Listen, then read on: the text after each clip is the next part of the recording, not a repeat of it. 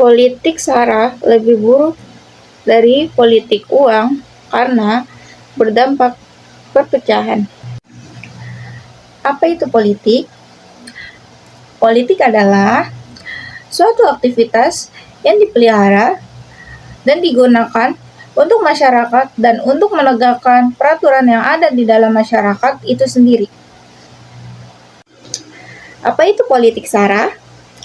Politik SARA adalah isu penting terkait dari suku, agama, ras, dan antar golongan yang kerap dibicarakan oleh masyarakat Indonesia.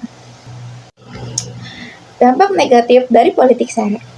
Yang pertama, konflik dan kekerasan, yaitu ketika isu menjadi terlalu memanas, hal ini dapat memicu konflik dan kekerasan antar kelompok.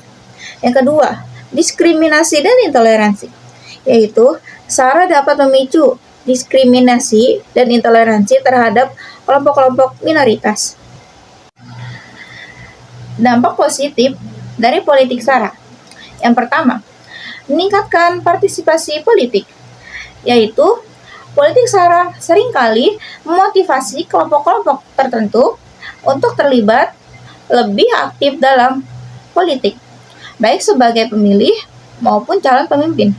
Yang kedua, peningkatan perhatian terhadap kelompok minoritas, yaitu ketika politik SARA digunakan untuk memperjuangkan hak-hak kelompok minoritas atau yang terpinggirkan, hal ini bisa meningkatkan kesadaran publik dan pemerintah terhadap kebutuhan spesifik kelompok tertentu.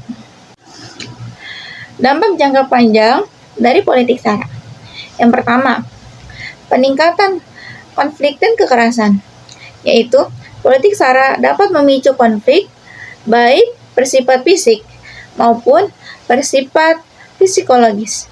Kedua, penghambatan kemajuan ekonomi, yaitu ketika kebijakan ekonomi dipengaruhi oleh faktor SARA, distribusi sumber daya dan kesempatan menjadi tidak merata.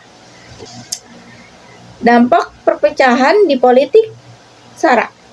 Yang pertama, memperburuk intoleransi dan diskriminasi, yaitu isu SARA dapat memperkuat stereotip negatif dan menciptakan rasa ketidakpercayaan antara kelompok yang berbeda.